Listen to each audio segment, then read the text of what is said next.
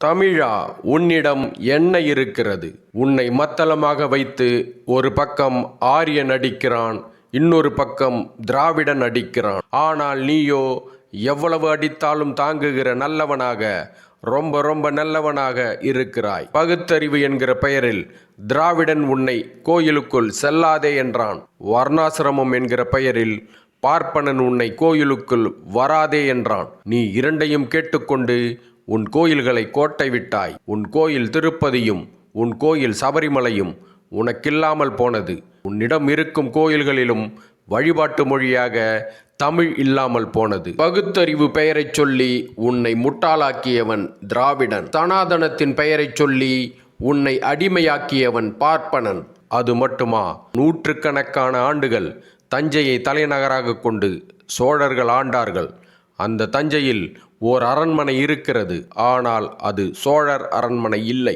மேலும் நூற்றுக்கணக்கான ஆண்டுகள் மதுரையை தலைநகராக கொண்டு பாண்டியர்கள் ஆண்டார்கள். அந்த மதுரையில் ஒரு மகால் இருக்கிறது, ஆனால் அது பாண்டியர் மகால் இல்லை. மேலும் நூற்றுக்கணக்கான ஆண்டுகள் வஞ்சியை தலைநகராக கொண்டு சேரர்கள் ஆண்டார்கள். ஆனால் அந்த வஞ்சி மாநகர் பெயரில் இன்று ஒரு சிற்றூர் கூட தமிழ்நாட்டில் இல்லை. உலகின் பேராசான் தொல்காப்பியர் பெயரில் ஒரு பல்கலைக்கழகம் இல்லை. உலகின் மாவீரன் ராஜேந்திர சோழனுக்கு ஒரு நினைவிடம் இல்லை. கடலில் மூழ்கிய உன் தாய் நிலமான குமரி நிலத்தை பற்றி ஓர் ஆய்வு இல்லை. இதையெல்லாம் நினைத்து பார்க்க தமிழனான உனக்கு நேரமில்லை.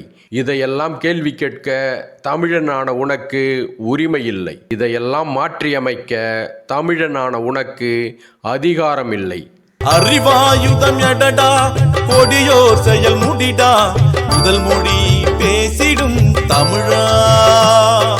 தமிழ் தாயினை அழைத்து அரியாசனம் அமர்த்து, தமிழ் தாயினை அழைத்து அரியாசனம் அமர்த்து, உயர்மொழி பேசிடும் தமிழா. அறிவாயுதம் எடடா, கொடியோர் செயல் முடிடா, முதல் மொழி பேசிடும் தமிழா.